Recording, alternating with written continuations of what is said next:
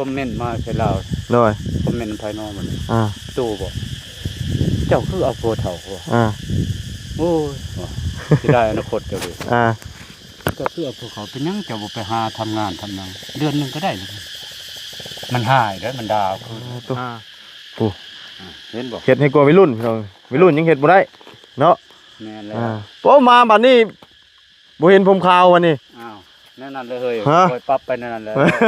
ไปก็สิเท่าตลอดเลยก็มีนมมีเท่าเลยคนเฮาพยายามมีอยู่บนใดมีผลสำเร็จบนนั้นน้อยคำโบราณบอกนั่นได้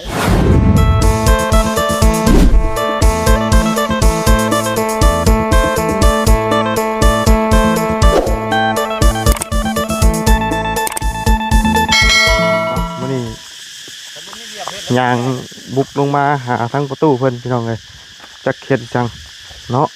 เราว่าบ่อนนี่มีน้ำสางน้ำสางนี่เนาะทุกบ่ได้อาบกินบ่ได้มันเป็นน้ำคั้นบ่น้ำมันออกตลอดอยู่นี่เนาะออกตลอดแรงตลอดพ้นเอาก่อนอื่นก็สบายดีและสวัสดีเพื่อนพี่น้องกันเบิดสุขคนพี่น้องกันเนาะมาพบพ่อกันวันนี้มาเล่นน้ำประตูเพื่อนพี่น้องจักเฮ็ดยังนี่เนาะโตเสียดยังโตนี่นะตั้นน้ำคิดว่าจะปล่อยป้าเขามันอยู่ตั้นใหญ่ๆเลยนี่เลยสิเฮ็ดสูงเลยบ่สูงแล้วพุ่นแล้วโคตรพี่มันสิอยู่บ่มันไล่ทั้งนั้นลองไม่ลองไม่รู้เว้ยไม่ลองไม่รู้โอ้พี่น้องเลยสิปั้นสิปั้นขั้นน้องหาวิธีใหม่กลัวอยู่ละคือไหวพันรุดเอารถโอ้ยลุงกระชอนมันบ่มีสูบยากกับทั้งยากเนี่ยเดี๋ยวคอน้ำลูกได้ยาจะยอมสูบนี่เลยกับบ่มีแล้วก็ห่วยหิวแต่ว่านนี่พุ่นบ่โอ้จะไปติดนี่ก็โอ้ยอยากเป็นอยากจูบบุหรี่ก็บ่ได้จูบโอ้เบิดคักเบิดแน่โอ้ย1 4 5โตบ่ที่จะกุมเขาใช้นี่นี่บ่จังอดนี่เลยไม่เฮ็ดแต่เช้าเพิ่นบ่นี่น่ะบ่เช้าเว้นนี่จักมื้อแล้วนี่ตุประมาณ2นี่แหละ2มื้อบ่นี่น่ะเฮ็ดจักคนนี่ผู้เดียวโอ้อันนี้น้ำไม่ใช่ฉานี่น่ะน้ำฝนบ่มันออกเองเลยมันออกบ่อแล้วหั่นเลยเด่นบอกมันออกบ่อแบบนั้นแหละออกแบบนั้นออกแบบน้ำค่ำเนาะไม่ได้ถึงเลยสุดสายเลยบ่โอ้ไล่มาได้ถึงแรงพ้นก็มีได้เลยยำแรงยำฝนยังก็มีเลยอันนี้คิดว่าสิปล่อยปลาแล้วขนาดอยู่เพราะมันสิอยู่บ่คันมันน่ะจังว่าย ามฝนตกมันบ่เต็มบ่ติน้ำน่ะห้องนี่น่ะเต็มบ่เต็มมันก็ไหลแล้วฝนมันก็ไหลทางนี้ไหลนี่บ่มันบ่เต็มน้ำไหลมันไหลหั่นแหละมาป้านนี่ชุ่มๆป้าทางนั้นบ่ป้านให้มันไหลเลยมันไหลก่อนเบิ่งปีหน้าถ้ามันอยู่ปีหน้าเสริมอีกคันมีลุงกระชอนครับลุงกระชอนช่วยไถเลยบ่ทำมาปล่อยปลาใหญ่อันนี้ดุดลงมาเทิงพุ่นดุดลงมาเทิงพุ่นดุดปากเป็นกว้างๆซ้ำห้องนี่เนาะน้ำไหลตะถาดทางนั้นแล้วโอ้คักอยู่ได้ให้ทางนี้มันอยู่คักแน่มันเป็นหญ้าเกิดยังมาเฮาก็ป้านขึ้นคันจะได้ใหญ่มันสูงขึ้นปล่อยน้ำแน่หาวิธีแบบนั้นได้ฉันอยากได้ใหญ่บัดเดียวบ่อยู่ได้ตัวปูเห็นบ่เฮ็ดให้กลัววัยรุ่นยังเฮ็ดบ่ได้เนาะแม่นแล้วพอมาบัดนี้บ่เห็นผมข่าววันนี้นั่นเลยคอยปรับไปนั่นแหละไปก็สิเท่าตลอดเลยก็มีนมมีเท่าคนเฮานะมีนมมีเท่าบ่แต่เฮ็ดได้สิได้เมียน่ะต้องมีนมมีเท่าว่ากันบ่แข็งแรงตอบสนองเขาบ่ได้เขาเอาได้มันยิงได้โอ้เขานอนละล่าแต่ละคืนก็บ่ได้อีกเขาปะว่าชั่วโมงนี้บ่ได้นอนละล่าตินอนล่าแล้วก็มียามมีมือนอนล่ามีมือนอนบ่ล่านอนล่าช่วงค่ำคืนก็นอนล่าช่วงค่ำคืนก็บ่ได้ได้เก่งเนาะประตูนี่ยอมแล้วคืน1 2คืนจัดให้โอ้ประหยัดจัดคู่คืนก็ได้อยู่แต่ว่าย่านแห้งหมดก่อน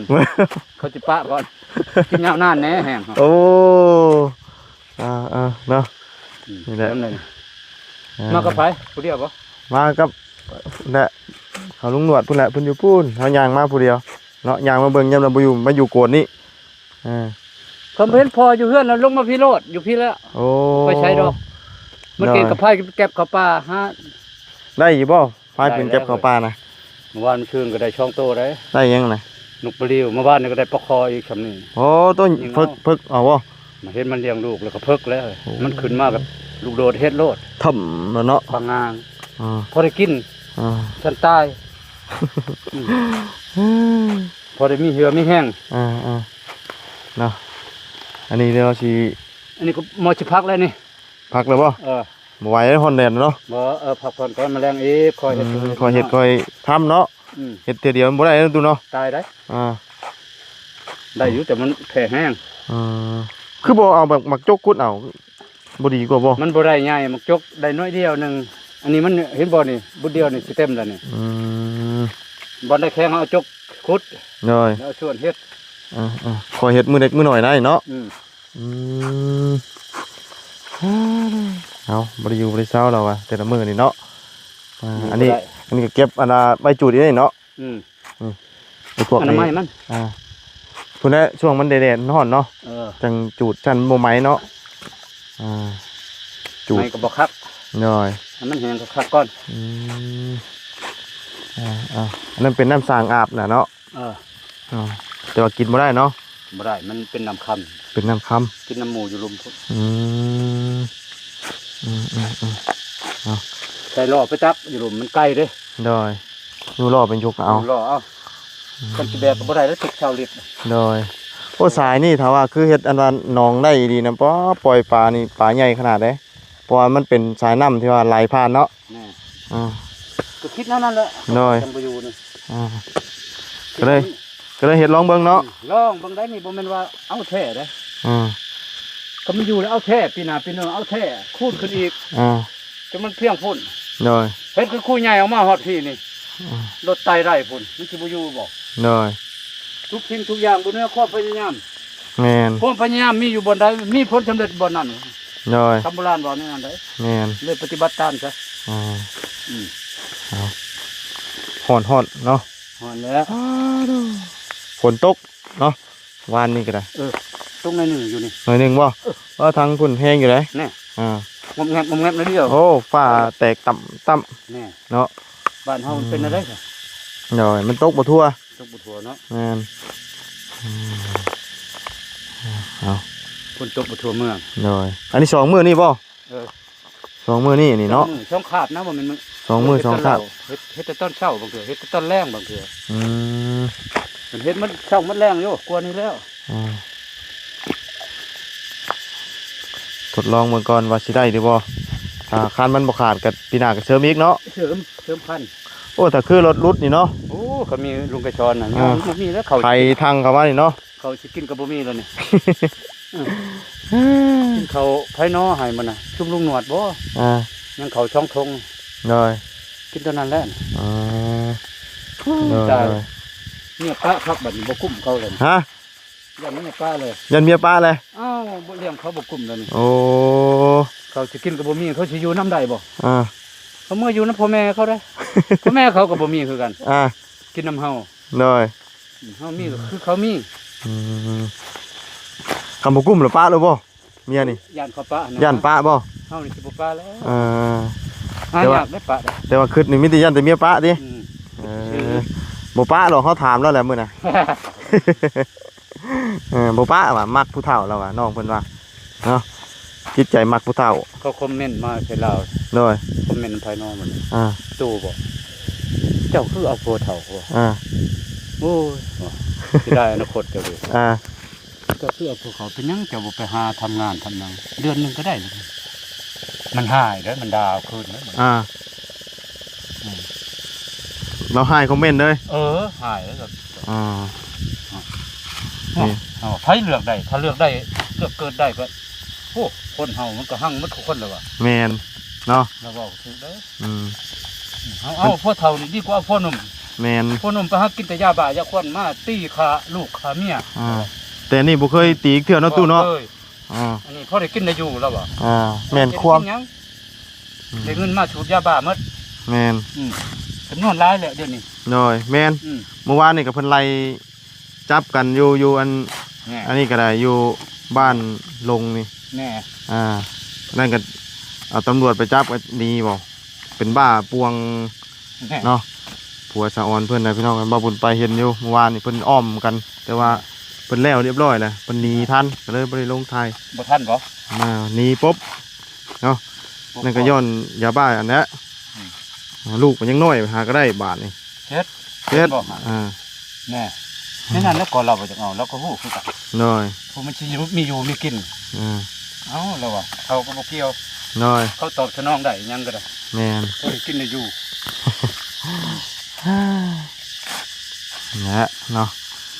ของแนวคนเฮาเลือกมักแบบนี้เนาะตู้เนาะเลือกเกิดบ่ได้นะคนเฮานะโอ้ยคนจะเกิดเจ้าชีวิตได้บ่ได้ได้น้อยคืออยู่เกิดน้ำคนทุกข์แน่เลือกเกิดได้ก็ไปเกิดน้ำปักโอ้เนาะโอ้ยก็ยังไม่ได้ทำพักบ่พักเลยนะพักไปพักห่มไปเนาะก็จะขึ้นแล้วเลยขึ้นเลยบ่ขึ้นเลยแล้วโอ้เดินเติบแล้วนะหาแบบว่าไม่ง่ายนะแต่พี่บ่ขึ้นหอบพี่น้ำจนออกติโอ้ใช่บนนี้คนยังโกนนั่นนึงยังคับใจอยู่เนาะกินข้าวแล้วบ่ลงมานี่ด้วยยังข้าวแล้วก็ลงไม่ได้กินข้าวแล้วก็ลงมานี่เลย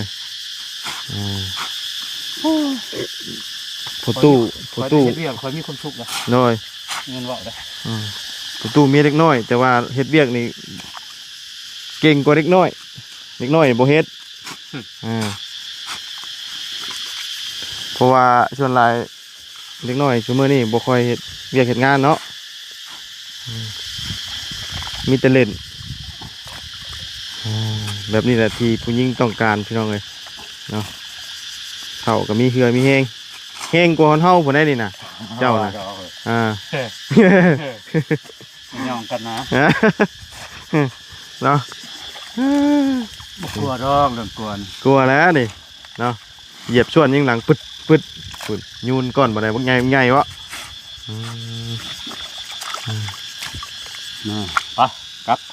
ไปซะเนาะตอนจนแรงผมอยู่มาอีกเฮ็ดมื้อละเด็กมื้อละน้อยเนาะมื้อละน้อยได้เดี๋ยวนี้พอได้ออกกำลังกายพร้อมกินข้าวแซ่บพอได้กินข้าวแซ่บนอนรับสบายแล้วว่ะโอ้ยช้ำอยู่บ้านนึงเลย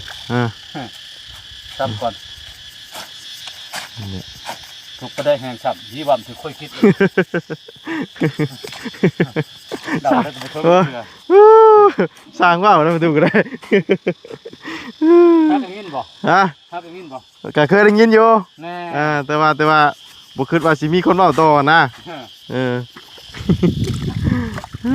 เริ่มนั่นได้เดี๋ยวคิดว่าคักๆได้มันถึงแล้วเขาบอกเลยพร้อมคิดผัดต้นพะว่ำอยู่หน่อยพุทถึงจะเชื่อแหละมันว่ำลงไปดิเมื่อเอาเลยก่อนเนาะอันนี้ก็ของเจ้าบ่นี่นะเมียมาเลยว่าอันจูดนี่แล้วมือได้จะเริ่มจูดนี่ตุ๊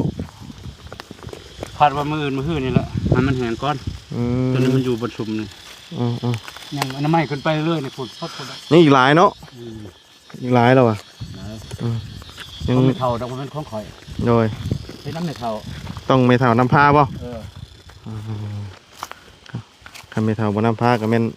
มีแต่หาเห็ดแบบนี้เนาะไม่เท่าบนน้ำผ้าก็แน่มาบอกเขาก็ไม่เห็ดบะเกียวดอกโดยบะทานน้ำผ้าตะของแน่นี่นะ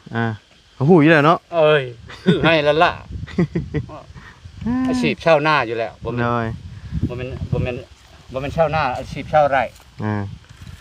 แล้วก็เคยเห็นให้กับมดแล้วโดยเคยมดเนาะถามว่าเป็นลูกชาวนานะพี่น้องเลยคำว่าเกิดมาในเมืองแล้วกันมีแต่ทำแต่เฮียนน่ะแม่นบ่เคยนั่นน่ะโอ้ได้เขียดต้นนึงว่าสิได้เขียดช่องทำตัวไปใช้เบ็ดแมลงนะใช้เบ็ดปลาบ่ต้นนึงเขียดเลยเอาเขียดไปใช้เบ็ดอ่ะเนี่ยกินแบบนั้นได้ทำเลยเลยเบ็ดไปกลางไปนี่แล้วคนมีเงินคือคนในเมืองเขาเลิกขายได้ซื้อกินแม่นสบายเนาะเอาหนึ่งห้ากินโดยให้งานปอดเสียคือเป็ดคือไก่เนี่ยหากินตอนเช้ากินตอนเช้ารถเนาะเอาแน่นอนแล้วหาเช้ากินคำก็มี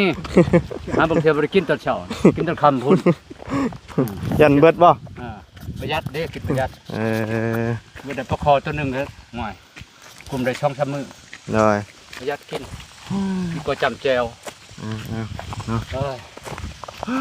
อันนี้ว่าเห็ดพื้นบ่พื้นนะตัวนี้เป็นจูดถิ่มบ่กองเป็นจูดโอ้จะมีพื้นมัดจุดทัดอะไรกันอันนี้เป็นพื้น แต่ว่าตัวกองมันจุดที่มาเลย เออ อันนี้ไว้เห็ดฟื้นเนาะ ทีมงามนั่นนึง งามเลย ตัวสั่นกินกระดัดกระจุด อันกองอันนี้ต่อนี่มันจุดป่ะ ตัวนี้บริจุดได้ บริจุดป่ะ โอ้ยลุมคนนี้ก็ไม่เตียวเลยคอยได้กล่องไปจุดนี่เขาหายแล้วเนี่ย จูไฟติดขนาดนี้เนาะ จะมีไม้อ่อนไม้ย่างแล้วเขาบอกเอา บ่มีแต่เก็บจุดทิมเนาะ ไม้ป้าโอ้เลยตั้งกับแลบบ่มีคานนี่นะมันบ่มีแท้ๆ นี่ไม่บิ๊กบ่น บ่แม่นไม่บิ๊กไม่ธรรมชาติไม่บิ๊กผู้ท่านปลูกน้ำในเป็นป่าให้นี่ได้4-5 ปีแล้วในทางให้ตะกี้แบบทำให้รกให้เราแก่กันอยู่ไม่จนใหญ่แล้ว วันนี้มาทางไม้บ่นี่เนาะ ทำมาอีกมันบ่มีบนเห็ดมันเห็ดบนเก่าก ำเพ็ดต่อเนื่องเลยมันก็สิปลูกป่านนี้เนาะ บุก กับบ่หลายปานใดปลูกกันเนาะห่อนแท้ไปขึ้นเทิงกันนั่งชมเที่ยงแล้วกันพี่น้องเอ้ยมาเล่นน้ำเล่ามื้อนี้มาแม่นบ่พอแล้วไปยิงนกปลิว ป้า เนาะ ไปเลยได้เมียไป เป็นจังเนาะเนาะขยันคือกันได้เนาะกันเนาะให้จุดชวนช่วยกัน ชวนไปหาหน่อใหม่แล้ว ได้อยู่บ่ ว่าได้แล้วพอกิน ได้พอกินเนาะ เล่มเอาให้ลกให้เขาจูดเล่มแนงหน่อมันหันแนงหน่อย อ๋อ หน่อใหญ่มันมักกินแกงมัน บ่ นึงเนาะเอาเข้าใส่ถ้วยแล้วก็จานเกลือแล้วเขาเจ้ากินแบบนั้นหมดถ้วยใหญ่นึงชอบ หน่อยเด้อผักคมแล้วก่อนพี่น้องฮอนโอ้ฮอนแห้งดินี่เย็นบัดนี่ฮอนเด้อฮ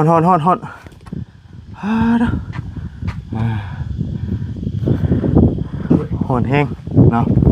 เนี่ยเราผักเมื่อยเนาะมันสิเที่ยงแล้วพี่น้องเอ้ย ชวน ของเพื่อนบ่นี่ก็ได้ยืมมาบ่ เอามีแต่จบบ่มีเงินซื้อ เลยเนาะ ขาดเงิน เลยขาดเคินแน่เราก็เลี้ยงทั้งเฒ่าไม่เฒ่าทั้งลูกทั้งเนี้ยเราก็เนาะธรรมดาแล้วพี่น้องเอ้ย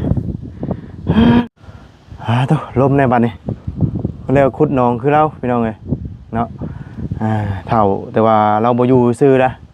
เนาะเฮ็ดไปแล้วได้เฮ็ดมีแห้งแล้วอ่ะคือว่าออกกำลังกายในโตแล้วอ่ะเนาะเฮ็ดก็แก๊กไปก็บ่ได้ว่าเฮ็ดจนว่านั่นดอกแล้วว่าเฮ็ดแล้วก็พักเฮ็ดไปเรื่อยๆเนาะโครงการเราอยากปล่อยปลาเนาะแต่ว่าถ้าว่าคือคันมันใหญ่นี่ปล่อยปลานี่ชุดแต่สิใหญ่พี่น้องเอ้ยเนาะเพราะว่ามันเป็นสายอันนี้เด้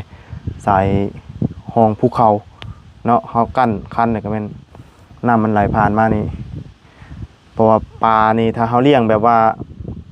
น้ำไหลผ่านนี่มันสิโตใหญ่พี่น้องเอ้ยเนาะถ้าเลี้ยงไว้ว่าน้ำหนองสระบ่มีน้ำไหลผ่านนี่มันสิ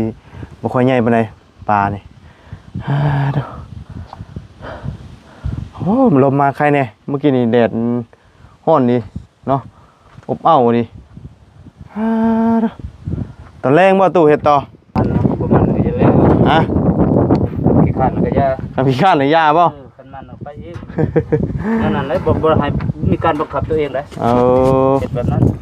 บ่ให้นักโหมเนาะ บังคับ อ๋อ มันเมื่อยบังคับก่อน เมื่อยแล้วพัก แต่ละน้อย ก็ว่ามีแห้งได้เฮ็ดเนาะ อยู่ล่า บ่ให้อยู่ล่าๆนะเอาง่ายแต่ละมื้อต้องมีได้เฮ็ดเนาะ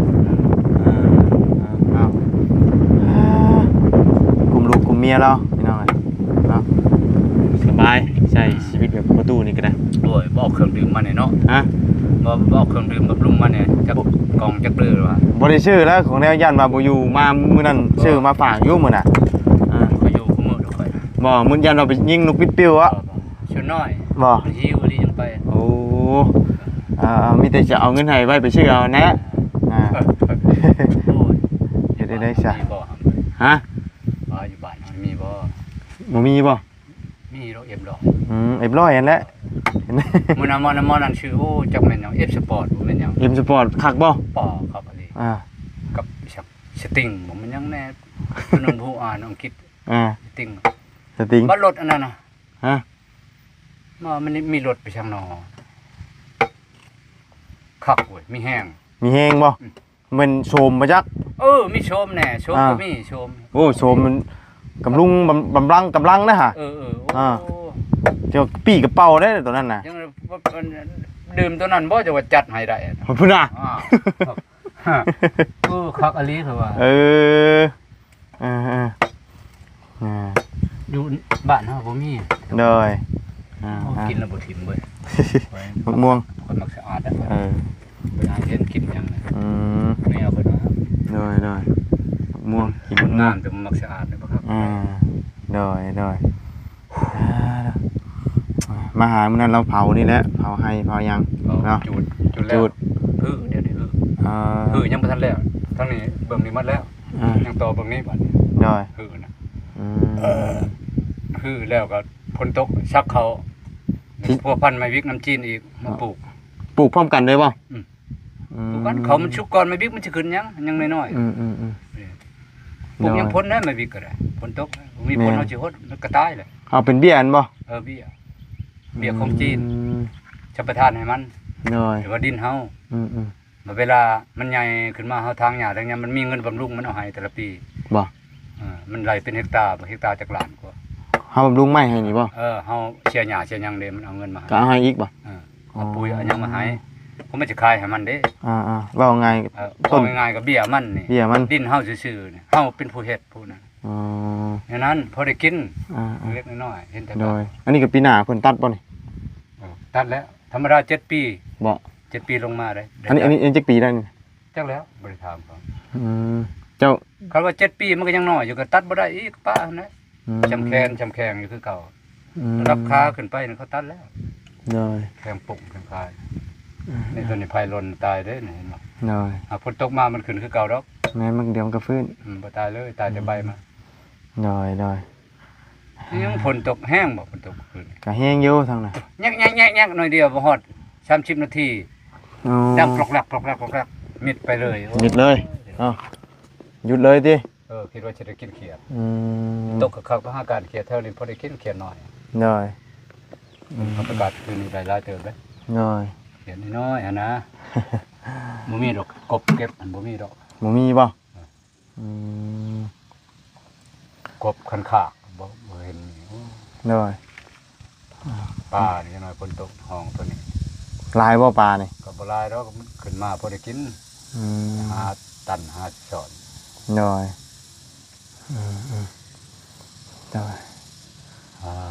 เมื่อยเนาะฮ้อนเนาะฮ้อนแดดมาอีกแล้วนี่แดดกล้ามาอีกแล้วเมื่อกี้นี้เปียกเบิดกระโตโยเฮ็ดเวียกเนาะเปียกเหือแล้วมันเปียกน้ำด้วยนี่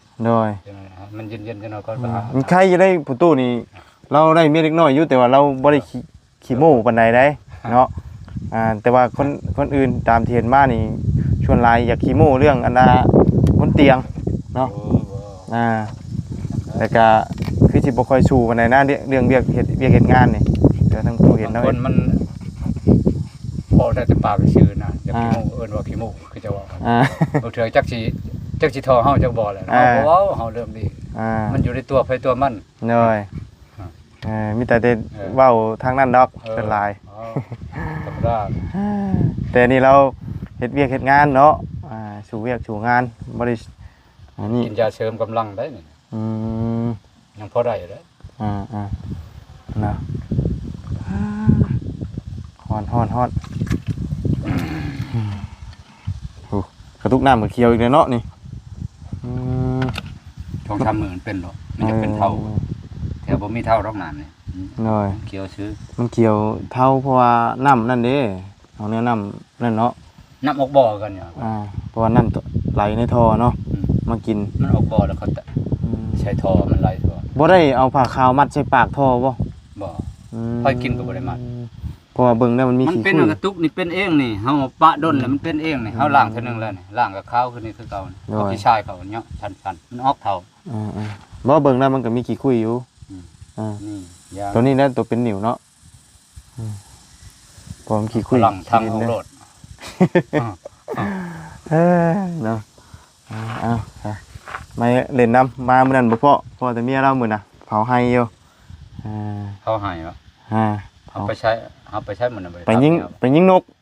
แม่น เวลาไปมีแต่อันเดียวหั่นแหละบ่ได้ไปนำ โดย หายิงนกหาเลาะเก็บผักกูดผักหยังมีของกินได้มาแล้ว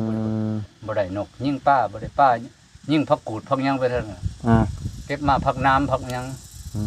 บ่ได้มาล่าดอกพอได้กิน พอได้กินคำไปเลยเนาะ พอได้กินกันไปผัก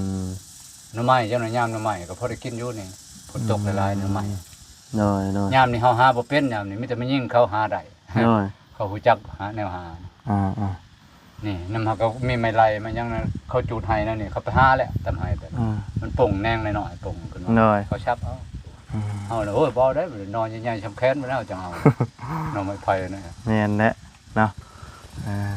เนี่ยคือหน่อไม้อันนี้เนาะหน่อไม้เพิ่นเอิ้นหน่อไม้ ไล่อันนี้ ไม่ไรบ่จักสิคืนจักบ่แล้วไผ่ใหม่นั่นไผ่ลวก บ่คืนเนาะมีแต่มันเกิดใหม่อะนะลำใหม่นะขึ้นเนาะ จงไว้บ่ทางไว้กินได้นี่ เนาะ พอได้กินน้ำมันนะสิหายอดต้มจำแจ่ว โดย อิ่มผู้เดียวป้า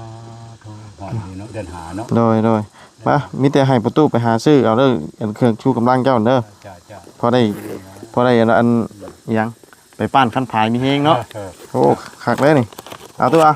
ขอบใจละลาย โดยชิปเด้อ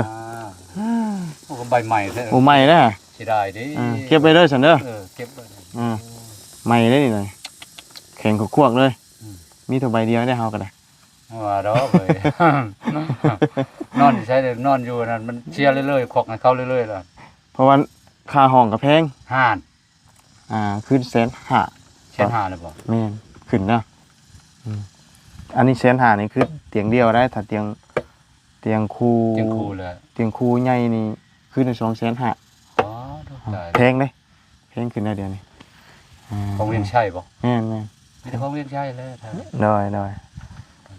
คนรวยหากินน้ำคนจนอันนี้ได้ ได้ป้าสารเนาะตู้เนาะอยู่ดีมีแห้งตู้เดี๋ยวมื้อหน้ามื้อในเยี่ยมยามใหม่เนาะได้ป้าสาพี่น้อง จะมีปัญหาชิ้นแรกได้ชิ้นนั้นเด้อลูก ได้ ให้ เนาะ ชมวังในวิชาเฉพาะที่เฮ็ด ได้ มักความมักให้ชมวัง ได้เนาะป้าสาเนาะจังได๋ก็เบิ่งพุ่นแหละเนาะป้านผายต่อไปเนาะตู้เนาะ มาแล้วนี่ได้ยาชูกำลังเลยป้านพายอีกมาแล้ว ป้านผายอีก หาชมมาดื่มก่อน เลยป้าชาพี่น้องไอ้เนาะมีแต่ลำลาเลยเด้อพี่น้องไอ้เนาะนั่งอยู่เพื่อนประตู สิลงไปอาบน้ำเลยนี่ ลงอาบน้ำเลยบ่ อาบน้ำที โอ้โดยป้าชาพี่น้องพบเจอกันใหม่ขอบคุณพี่น้องโดยเดี๋ยว FC ที่เขาติดตามนับชมพี่น้องไปก่อนเด้อสบายดีพี่น้องเบิดสุขุทุกคนเนาะผู้ประตูกาเราสิไปตักน้ำอาบน้ำเด้อพี่น้องกันเนาะ